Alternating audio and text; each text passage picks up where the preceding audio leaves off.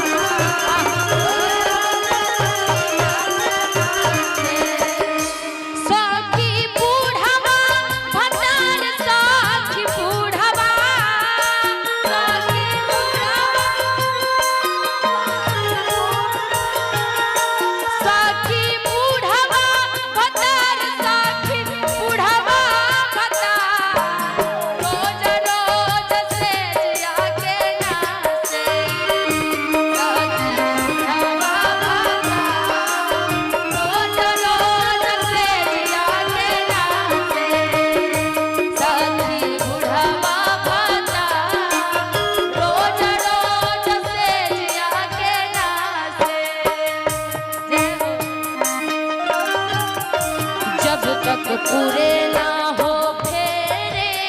साथ तब तक दुल्ही जब तक पूरे तब तक दुल्ही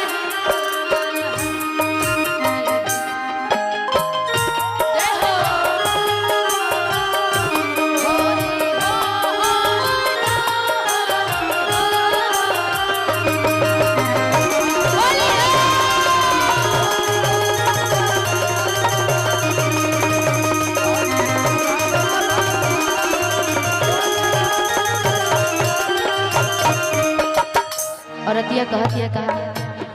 चढ़ली जवानिया मिलाई देहले माटी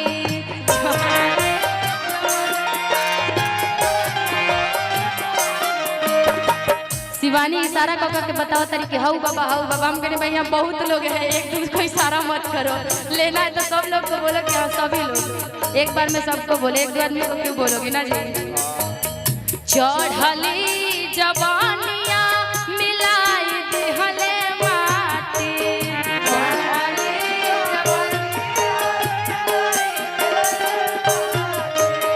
चढ़ते फगुनावा में धइली हले खाटी चढ़ते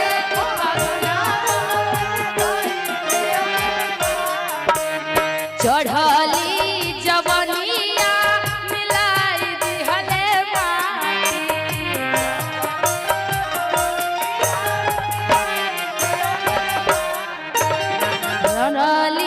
जवनिया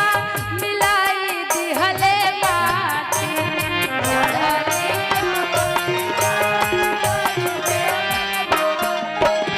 चढ़ते फगुनावा धइली हले खाटी चढ़ते फगुनावा इहे सोच सोच पीटिले कपार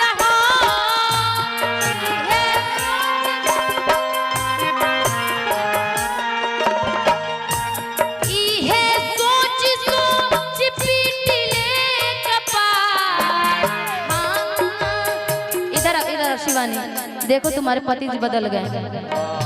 मंजूर है तुम्हें देखो इनको छोड़ो ही बूढ़े लोगों को पति बनाओ ना जी इधर आओ तुम उन बाबा पर ध्यान दे रही थी ना बाबा इनको आगे भेज दिए इनको पीछे छोड़ दिए ध्यान नजर हटी दुर्घटना घटी इधर समझ रहे सखी बुढ़ावा भता रोज रोज से जिया के नासे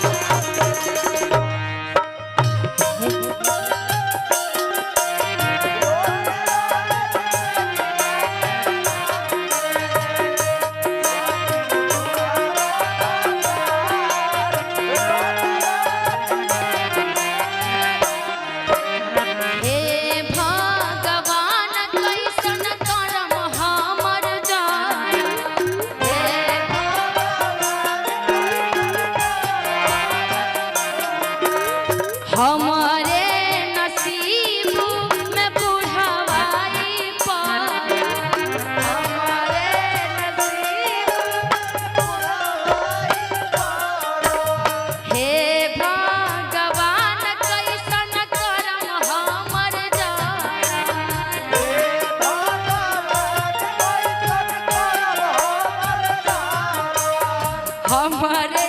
नसीब में बुढ़ाई पर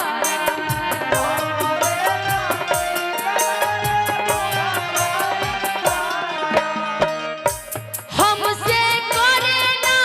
कि कब खुल के प्यार हो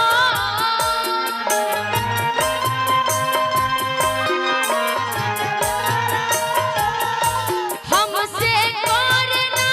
कि खुल के कब प्यार। बहुत ध्यान जा रहा है तुम्हारे मुंह की तरफ, लग रहा है आपको पसंद कर लिए, इधर से नजर इसका उधर जा रहा है। हम कुछ नहीं बोल रहे, ध्यान इसका है, मेरा ध्यान नहीं है ना जी। तुम्हारा गलती होगा, उधर से बाबा इधर एनर्जी में आए ना तो तुम सोचना भाई, क्योंकि कहावत है उम्र बचपन की जवानी